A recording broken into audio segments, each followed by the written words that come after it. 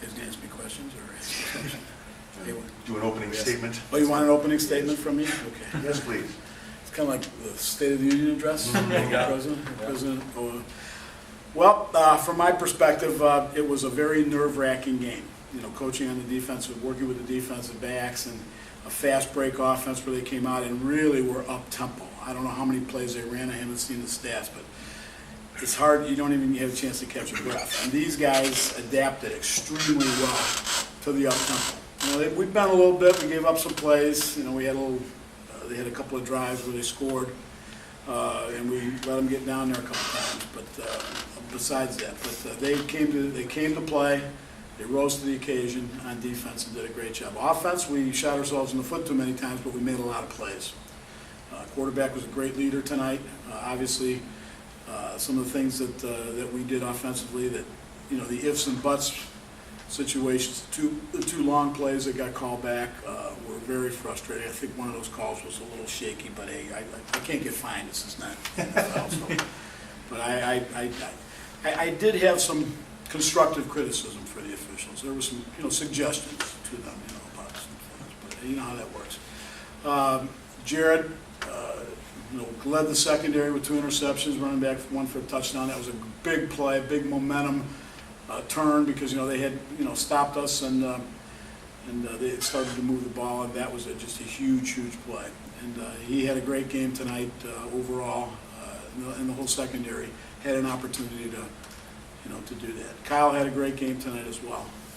Showed great leadership out there, and had a great game last week too. So he's really progressing as a quarterback. Still a few things that we got to work on, though.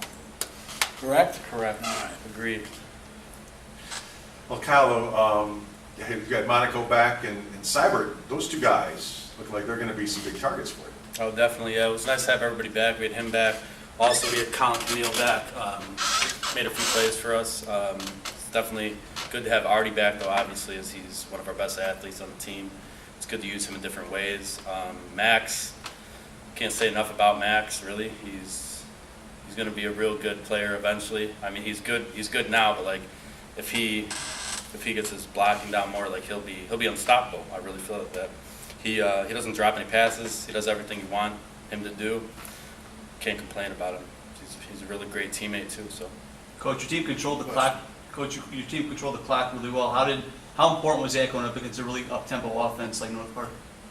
Well, it was about as important as it could be. I wish I could think of a nice one-liner to say how important it was. You know, kind of like those. You know, how happy are you? You know, Cam on hump day and all that kind of stuff.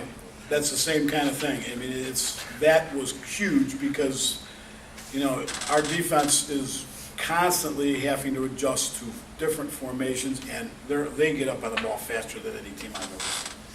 I mean, you know, and they do it in a way that it's not like, you know, those teams that, you know, the entire team turns and looks at the coach. It's really not up tempo. It's, you know, coaches are calling the play based on what they see. It takes forever to get the ball off.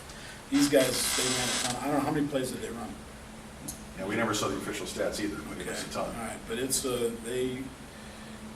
but our offense maybe didn't run as many plays, but the clock was moving because we intended to do that. And we have what we call a mule train offense, and we actually were able to execute that tonight late in the game and run the football and drive the field, you know, trying to slow that game down. So that we were really gratified by that. When Kyle went under center and we started to run, you know, the inside zone out of the 2 tight end set, which we now have 2 tight ends that we can use, which is like he was talking about Max. He is huge to have him develop as a player.